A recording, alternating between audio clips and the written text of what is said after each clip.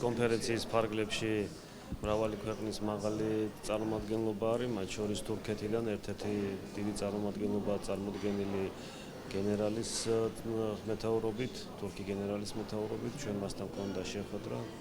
განვიხილეთ მიმდინარე საკითხები, როგორც იცით, თურქები ჩვენ ძალიან სერიოზულად გვიდგამენ მხარში, ჩვენი ბევრი ოფიცერი თურქეთში გადამზადებას გადის, ასევე ტექნიკურ დახმარებას გვიწევს თურქები.